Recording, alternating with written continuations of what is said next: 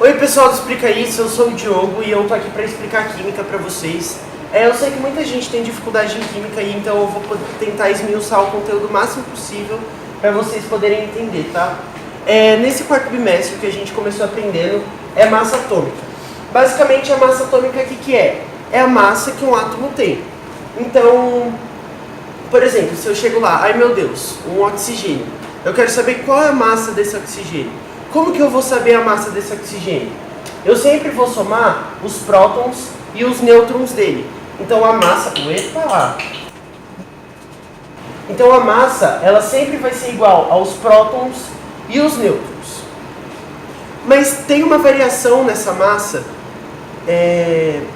que acontece muito. Por exemplo, um oxigênio, ele não sempre vai ter a mesma massa que outro oxigênio. Isso pode variar. Por quê? Porque os nêutrons variam no núcleo de um átomo. Lembra lá no começo, no primeiro ou segundo bimestre, que a gente estudou que a massa é igual aos prótons e os nêutrons? Se o nêutron mudar, a massa também vai mudar. Mas não mudou a quantidade de prótons. Então continua sendo o mesmo elemento. Por quê? Porque o que define um elemento sendo esse elemento? Os prótons. Por exemplo, se eu chego lá e falo assim, como que eu vou definir que esse elemento é o oxigênio? Eu sempre vou ver a quantidade de prótons dele. Se ele tiver 6 prótons, ele é um oxigênio. Mas a quantidade de nêutrons varia. Por exemplo, aqui, nesse átomo de oxigênio aqui, ó, eu tenho massa igual a 16. A massa a gente sempre vai representar em cima do lado esquerdo do elemento, tá? Então, por exemplo, aqui nesse caso, eu tenho um oxigênio de massa 16. O oxigênio, lembra que eu falei que o oxigênio tem 6 prótons? Então aqui eu tenho 6 prótons. Eu já sei que eu tenho 6 prótons aqui, ó. 6 prótons. Mas quantos nêutrons eu vou ter? 10. Porque 10 mais 6, 16. Então eu tenho 6 prótons, 10 nêutrons. Pronto, eu tenho um isótopo do oxigênio. Já vou explicar o que é isótopo. Agora, por exemplo, esse outro oxigênio aqui, ele tem massa igual a 17. Como que eu vou descobrir o número de massa dele? Eu vou tirar os 6 prótons, porque é um oxigênio. O oxigênio sempre tem 6 prótons. Então eu vou tirar 6 prótons desse 17. O que sobrar vão ser os nêutrons. Então 17 menos 6, 11. Então eu tenho 11 nêutrons e 6 prótons no núcleo dele. Aqui eu vou ter 12, porque é 18. 12 nêutrons, 18 de massa, 6 prótons. O que é o isótopo? Isótopos são átomos da mesma substância com massas diferentes. É isso que eu mostrei para vocês, ó. Esses 3 aqui são isótopos do oxigênio. Por quê? Porque são oxigênios. Os 3 são oxigênio, mas eles têm massa diferente. E o que diferencia essa massa? A quantidade de nêutrons. Isso é o básico que vocês precisam entender.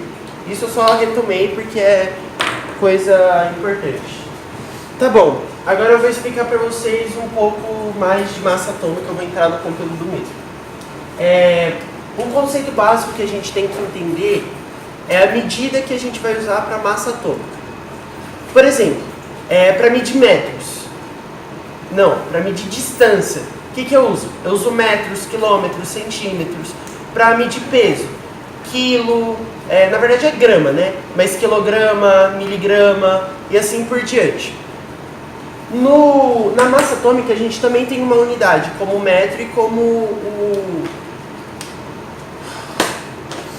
a grama. Como o metro e como a grama, a gente também tem uma unidade para representar a massa atômica. Essa unidade é U. Então, por exemplo, eu quero falar que um átomo tem 2 de massa. Eu vou usar 2U. 4U. 4U. E assim por diante. Aí, o que acontece? Como que a gente vai ter uma referência de U? Por exemplo, U significa quanto? O que é o U? Quanto que é o U? Por exemplo, eu falo 1U. Tá, beleza, 1U. Mas quanto é isso? O U, ele sempre vai ser 1/12 do átomo de carbono. Não tô entendendo. Tá, eu vou explicar mais fácil para vocês. Vamos supor que eu tenho um átomo de carbono aqui, ó. E um atominho de carbono. O que eu vou fazer? Eu vou dividir ele em 12 partes. Eu não sei dividir, tá? Mas finge que vai ficar igual. 4, 6, 8, 12. 12 partes. Finge que está proporcional, tá, gente? É só uma representação. Então eu tenho esse átomo de carbono, eu dividi ele em 12 partes. E aí o que vai acontecer? Esse átomo de carbono, que a gente dividiu em 12 partes, a gente vai pegar uma única parte. Essa única parte representa um U.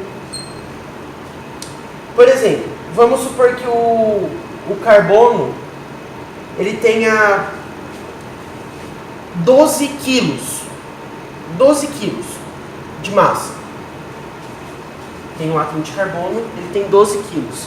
O que eu vou fazer para descobrir o U? O U, eu vou dividir esses 12 quilos em 12 partes e eu vou pegar uma delas. Se eu dividir 12 quilos em 12 partes, vai ficar 1 quilo para cada parte, óbvio.